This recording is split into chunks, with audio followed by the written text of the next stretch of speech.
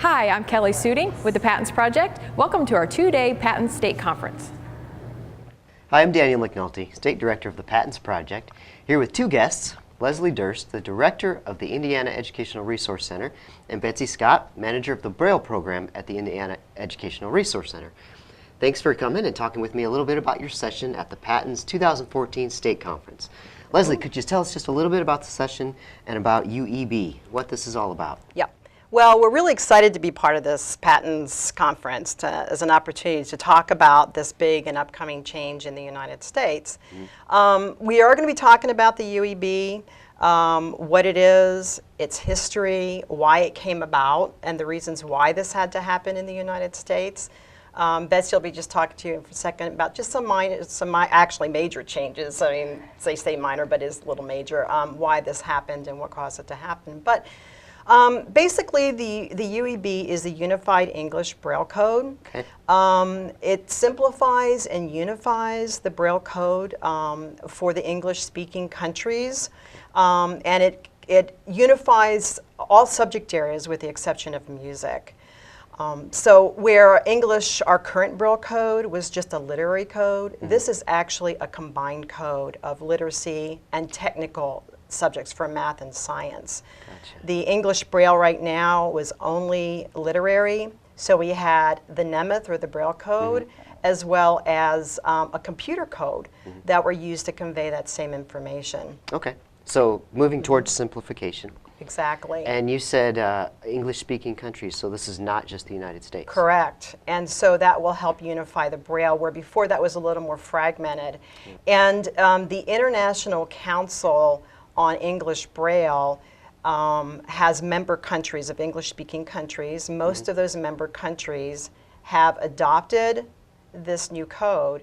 That adoption began actually in 2004 for these countries. So we're looking at the United Kingdom, Canada, South Africa, Nigeria, different countries like that. The United States, however, did not choose to adopt this Braille code until 2012. Right. We held back a little bit to see how this would be implemented in the other countries, and it's gone over very, very well.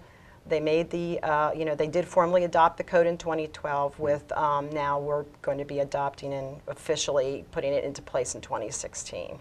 Okay. Yeah, so that's what we're here getting ready for. We're here to tell everybody about it and how they need to make the change to move forward. Well, it's important, and this is great information, so we're so glad to have you doing this session for us at the state conference.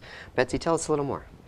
A lot about UEB remains the same from the current Braille code. Okay. Probably the first thing is the terminology is a little different, so if you can get a grasp on how they name things differently or refer to things different, you'll see how much does remain the same. Most of the contractions and lettering are the same. There are changes, but even some of the changes that are there are how we can use the code so it is a little simpler, as we discussed, and so that it represents print more exactly. Okay. So that it can back translate. So the changes will really help the Braille reader in many ways. Betsy had to leave us, and we're here now with Marcee Wilburn, Project Coordinator for the PASS project here in Indiana. Marcee, can you tell us a little bit more about this training piece of the implementation timeline? Yes, the PASS project wants to support teachers and educators and students and their families in this transition to Unified English Braille. So what we've done is we set up trainings. First, we have regional trainings that have taken place in November, and these trainings were offered at each of the PATINS regional sites in order for educators to come and paraprofessionals to come to learn about the changes in Unified English Braille and also be able to practice and have some hands-on practice with that code. In addition, we are going to offer multiple trainings in the spring and summer of 2015. So in the spring, we will have a course that is being offered to guide teachers through Ashcroft's Programmed Instruction, UEB, and they'll have an opportunity to not only go through and learn these changes, but have support from instructors as well. We will also have statewide trainings, more typical of our past trainings located in central Indiana, where teachers and paraprofessionals will have the opportunity to come together and learn about how to teach their students, so teaching the transition. They'll learn about the technology that currently supports Unified English Braille, so teaching the technology, that component as well. And then the last one is? The Duxbury. Yes, teaching the software, so teaching Duxbury Braille Translator, and they will be able to learn how to best utilize that software within their teaching to support Unified English Braille. So the PATINS project recognizes this is going to be a transition for everybody, and we just want to make it a smooth transition. Great. Yeah, it sounds like a comprehensive training piece, and of course some of these trainings have already taken place. Yes. But how can folks find out about trainings that are coming up?